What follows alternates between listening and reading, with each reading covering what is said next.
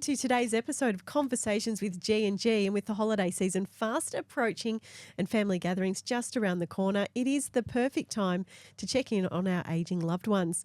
Today we're tackling a sensitive and yet important topic, how to recognise when your ageing family member or friend might need some extra help. We'll be sharing a guide to help you spot the signs if someone in your circle could benefit from additional support. So to kick things off, Giselle, can you tell us why it's so important to recognise the signs and what can maybe happen when these things go unnoticed? Yeah, absolutely, Danny. It's a very important thing to be proactive in these instances, because sometimes our ageing loved one doesn't recognise themselves that they might need some extra help. So coming home or seeing a loved one after a period of time of not seeing them is a really good opportunity to touch base and see how they're going. They might even feel a little bit embarrassed or think that they're actually managing just fine. So if we overlook some of these signs or let them go, there are risks and there's things that might happen. You might see that your loved one might have a fall or other health problems might occur. They might deteriorate a little bit faster, just their quality of life decreases. So catching those early warning signs gives us a chance to step in, offer support as a loved one, whether it's helping out with everyday tasks or just arranging for someone else to step in and help you as well as a carer. And the goal is really to maintain their independence for as long as possible and keep them safe in their home, making sure that they're comfortable and well taken care of. Which is an incredible goal to have, isn't it? Because we all like to keep our independence. And absolutely. It's so good on so many levels, physically, emotionally, our health and, just dignity, I think, at that age especially. Yeah, absolutely. It's very important. Yeah, the benefits to be able to stay at home for as long as possible cannot be underestimated. It's so good to be, to stay in a familiar environment and just be comfortable where you are. We mentioned before, it's key to be proactive. Things can go wrong real quick, and if we don't take an approach that is,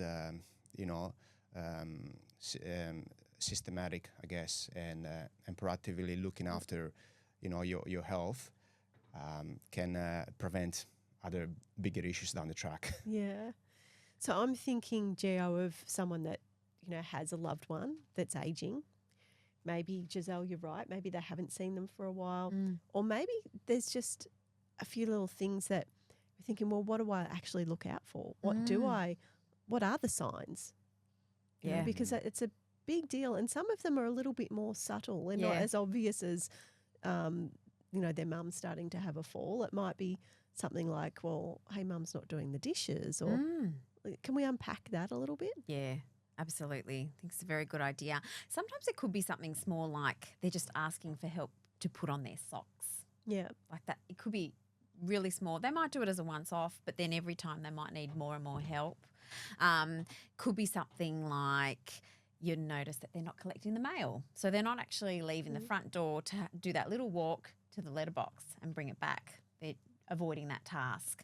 So there's really small, subtle things, and then there's the more obvious physical signs, like there could be, you might notice some hygiene issues or not being able to do laundry, or they might physically look different, like they look pale, they've lost weight, they're not exercising, they're missing appointments. So all of those types of things can be an indicator that they might need a little bit more assistance. Yeah, I had a friend that had a bit of a combination going on in the fridge of all things where like they were stockpiling milk and bread and yet other things in the fridge were out of date. And so clearly there was a bit of management not being able to be, processed anymore, and that was a big sign for them. Yeah, absolutely. I think opening the fridge is a really good thing to do and check what's in there, that they've got enough nutritious foods, so that can give you an indicator of what their diet's like and whether they're having enough nutrition. And, of course, looking at things that might be expired, so mouldy bread and so forth. That, things that could make them ill, or it can make them unwell. And sometimes it can be as simple as asking the question, right? So how's things going? Do you need a bit of help with groceries and with cleaning, domestic assistance? Are you struggling, mopping the floor? Yeah. And things like that. So, more often than not, someone will know, right, if they need a bit of help. Yeah. Yes, there's a bit of that maybe you want to hide that and think that you can do it all. Yeah. But deep down, I think you just need to ask the question sometimes. Yeah. I think one thing that we just need to be a bit careful of is we were talking about the fridge scenario before. Yeah. Not making that person, the loved one, feel bad or embarrassed about it, like opening up and saying, "Oh, you've got all this moldy bread." Like then that is embarrassing for them. So being subtle and perhaps discussing it, taking a different avenue in that discussion is probably better for the loved one as well. Otherwise, it can be a bit of an embarrassing topic if you're bringing up hygiene or things, food expired and so forth. Yeah. So. And even something like you recognise it and just discreetly getting rid of it, popping down to the shop and, hey, Mum, I thought I'd, run by and pick you up some stuff. And Absolutely. Yeah. And also looking for bruises. Sometimes you might have a fall and you think, it's not a big deal, just had a small little fall. But that can be another trigger for a sign that needs to be addressed, and perhaps you might need a bit of support with mobility, right? You might want to have an OT assessment to make sure that you are safe at home, and these little things are picked up by an healthcare professional. Yeah. And the reality is most older Australians, or older people in general, do want to stay at home as long as they can. They do fear going into aged care. They do fear that loss of independence or that loss of ability to do things. And so sometimes, they'll even hide a fall or hide what they're not coping with because of that fear. So that's something that's really important too, and to be, again, like you were saying, Giselle, really sensitive about. Yeah. And Danny, what do you think some of the suggestions on how to overcome that fear? So if you're, for example, a daughter of, your mom or dad, and you know that, there's a bit of that going on. What would you say? Yeah, I think it probably depends on the situation because people react very differently. I know for us, when my granddad was starting to need some help and some services after my grandmother had died, and he was he was a very staunch Scotsman, very independent and strong, and he was, I'm going to die in my own home. Like he was very firm. And so that was a challenge, trying to get some cleaning and some help in for him.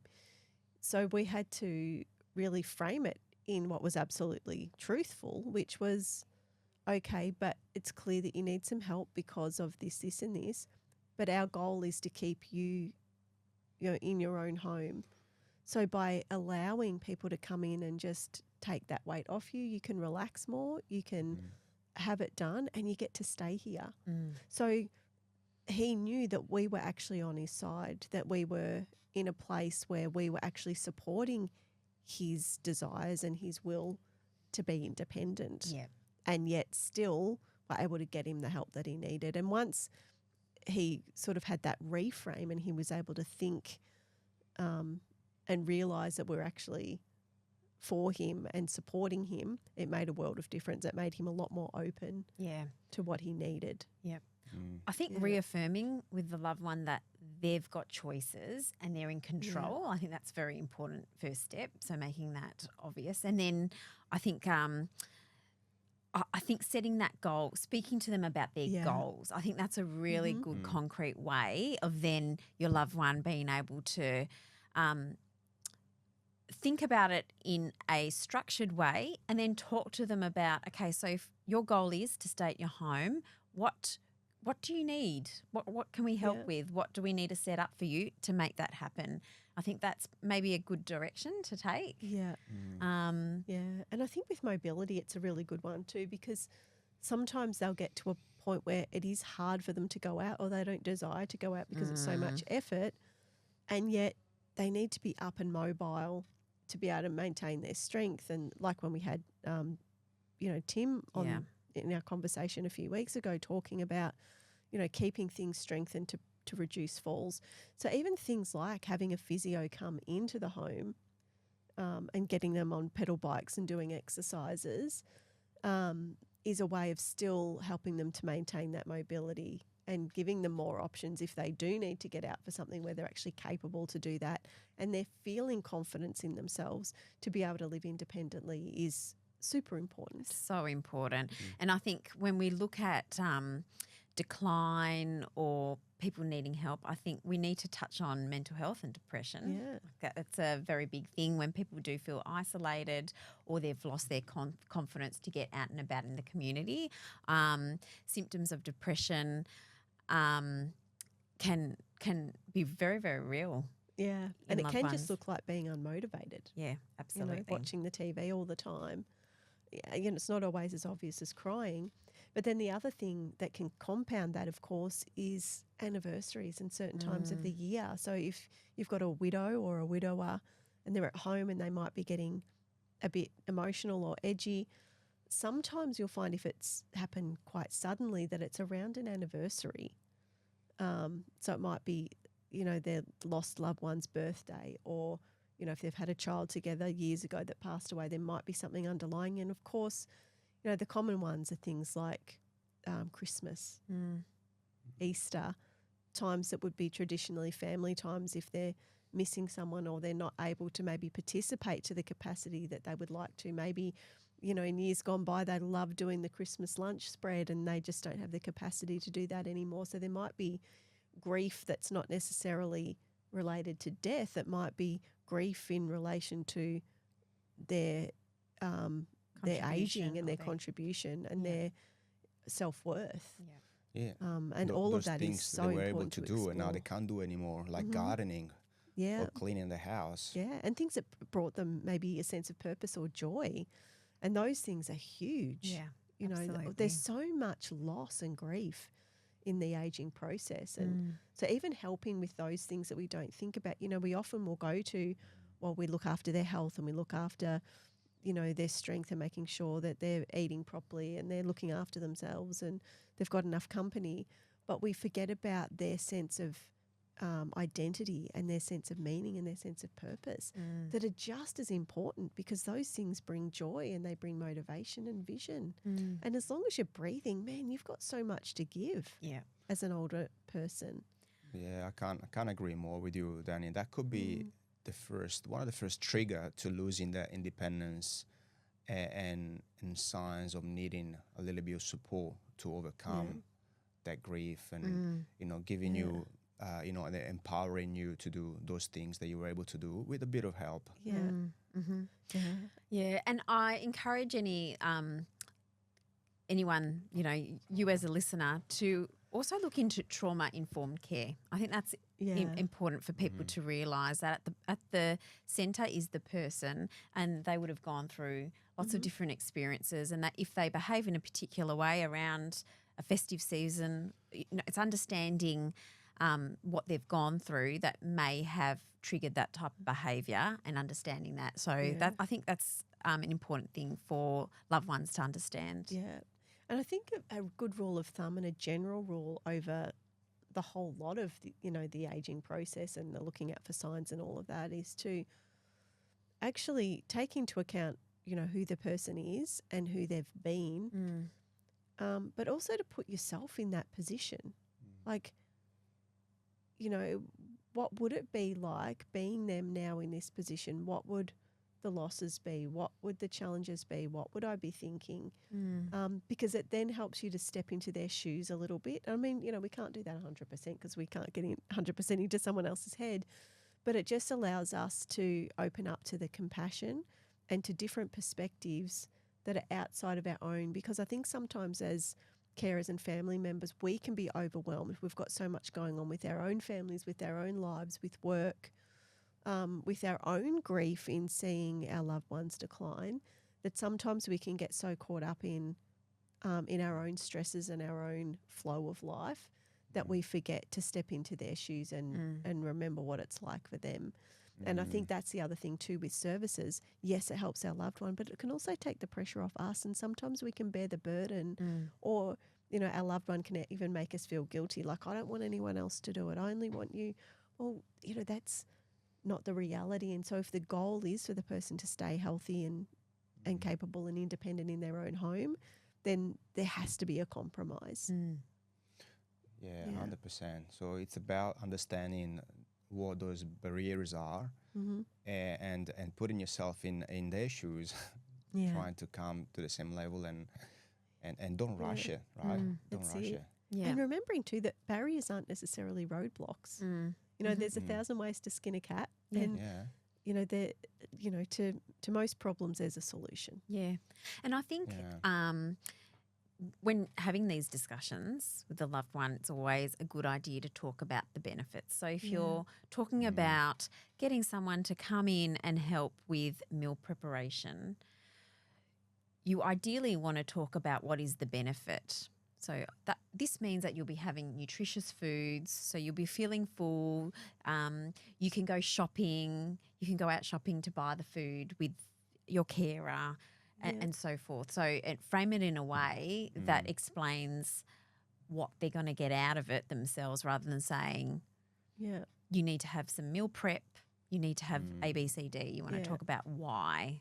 Exactly right. frame that. Domestic assistance, same way. It keeps your house safe and clean. It's healthier that Decluttered. way. Yeah. Decluttered. You get to eat all your favourite food, but you don't have to hurt your hands with your arthritis trying to chop the carrots, you know. Exactly. Yeah. So I think they're the real good conversations to have in this case. Absolutely. And there is a lot of help out there. The government has a lot of funding, and there's a lot of programs made available to seniors and people living with disabilities. So there's a lot of information out there in the community. You can reach out to providers in your local community, and I'm sure they'll be able to walk you through all the steps to get government funding or any sort of support and assistance that you might need.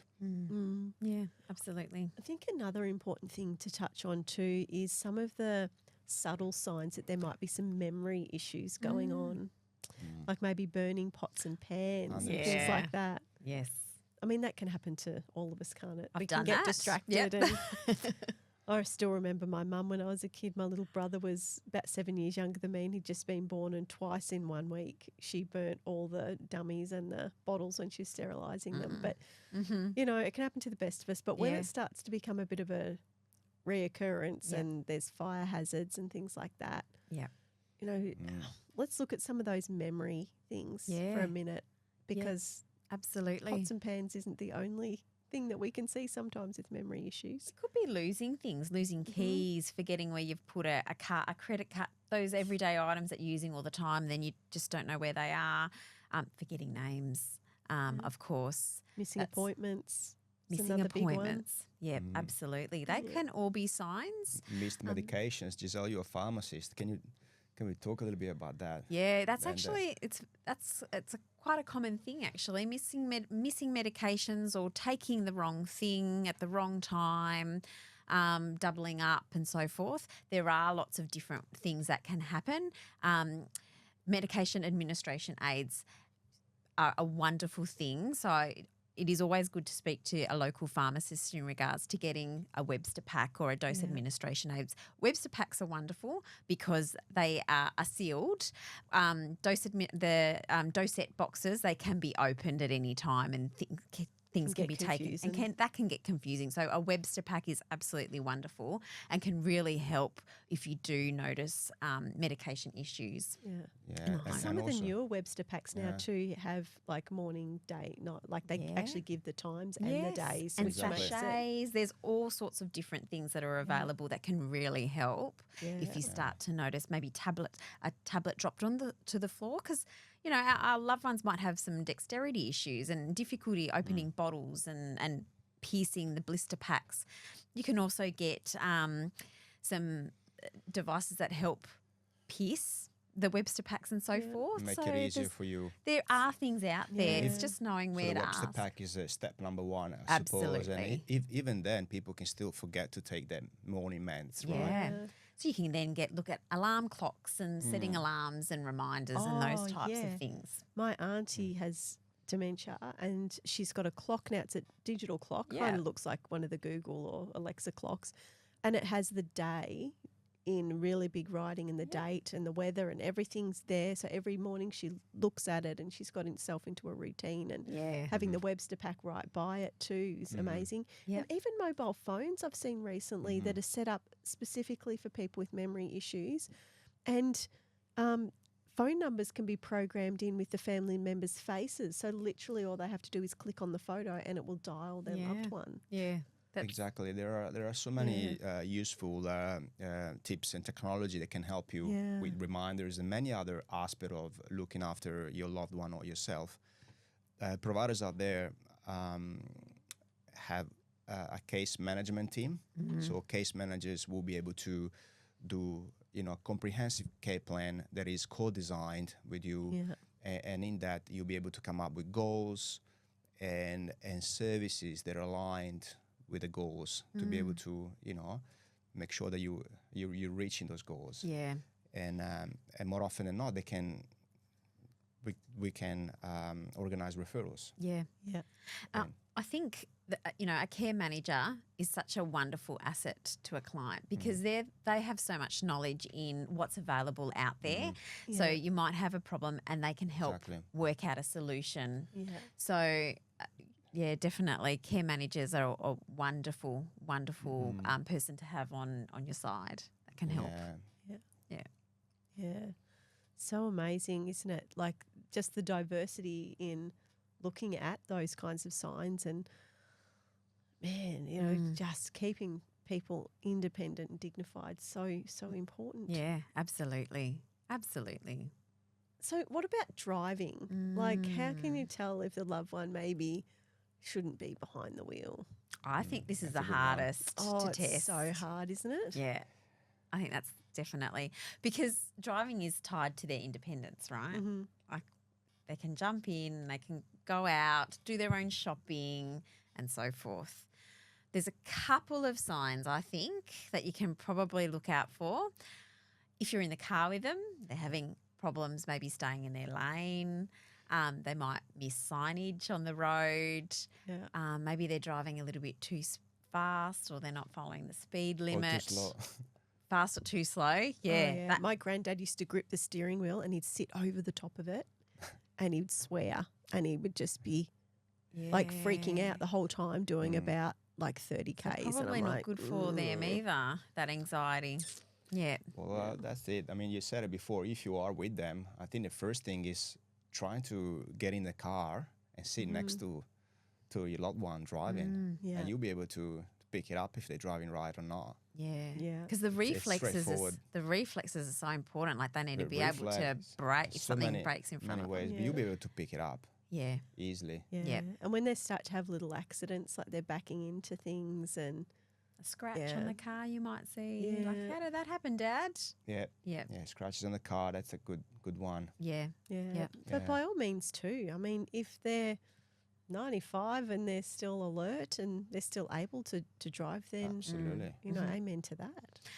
They might even start avoiding doing things. Like they might not want to drive at night, or they might not want to drive in certain weather conditions. That could be signs as well that them themselves are not feeling as confident. So that might be a bit of an indicator too. Yeah, and perhaps then you should be starting thinking about having assistance with transport, taking you to groceries and to those medical appointments and things like that. To make sure, just in case that you get there safely. And getting access to things like that, like taxi cards, where they can get their free rides, and disabled stickers maybe for the car, even for the carer to have. And again, all these things, around.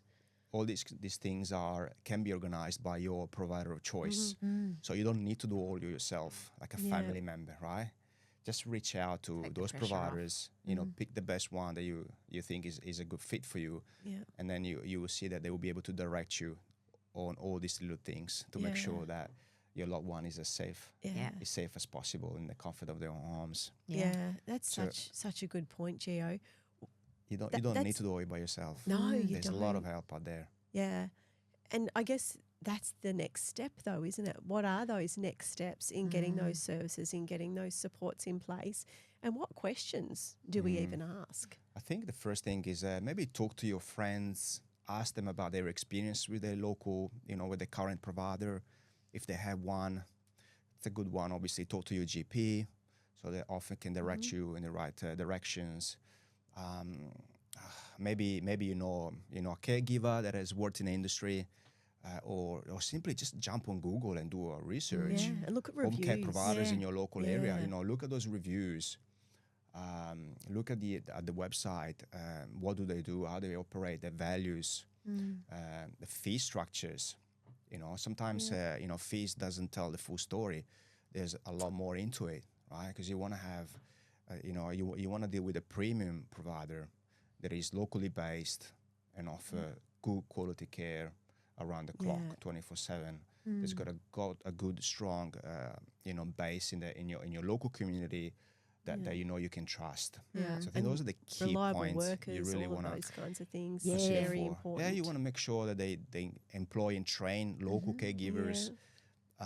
They're very well trained. There's a very good quality system around it. The screening of the worker, so Screening of the workers should have worker. police checks and Ask all these all of questions. those types of questions. How do you train your people? Yeah. Do you have annual refreshers? Do you what sort of training do you offer? If I'm not happy, who do I go to in your organisation? Complaint management systems. How do you Yeah. if I need to put in a complaint, what happens? What right? happens? Yeah. And a good provider will be able to step you through exactly how they take your complaint on board and manage the issue.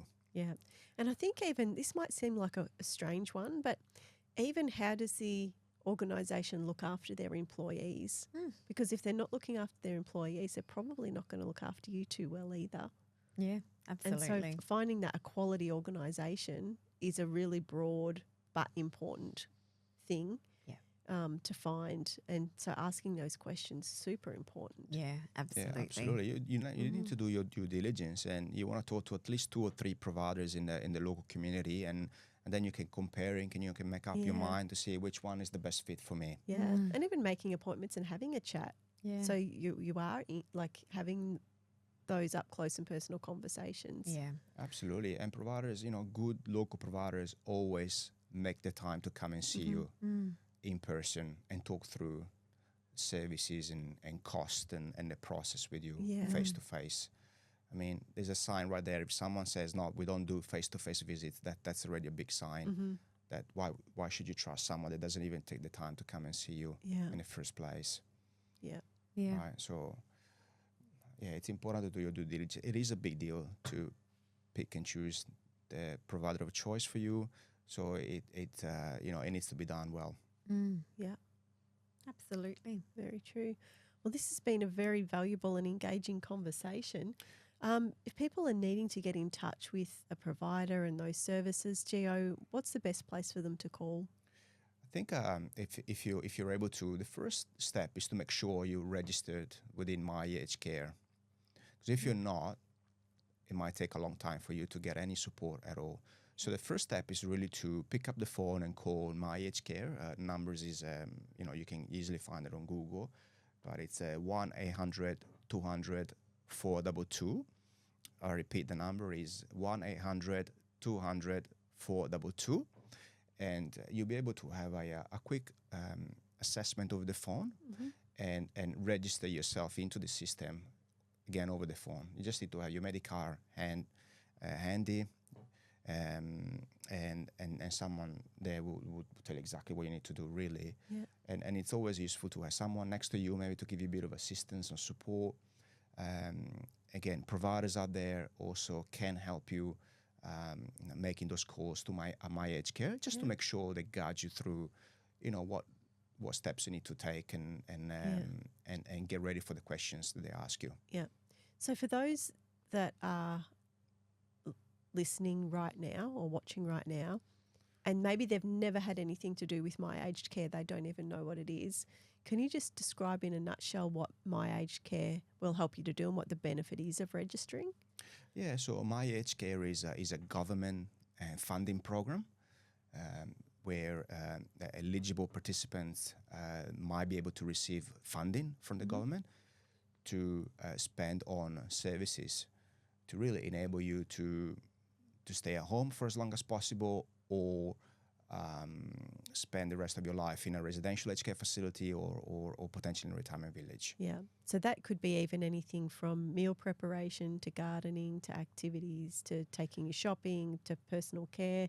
So many different things. And even, if you're needing, I guess, things in your house like ramps or rails, things like that to just assist you, any kind of equipment, walkers, those kinds of things. Exactly right, Danny. Yeah. Yeah. There's a bit of a process to be able to be funded for those mobility aids or small home modifications to ensure safety, but it is definitely out there and it is possible to be funded for those type of products and services. Wow. Well, it's been a big conversation, but hopefully you're all there now with a big head start on what to do if your ageing loved one needs help. We'll catch you next time on Conversations with G&G. Thank you all for tuning in today. We're so grateful to have you here and we hope that you found today's session valuable. Please be sure to check our website for more resources and blog posts and share these insights with your networks and support other carers and caregivers. See you next month.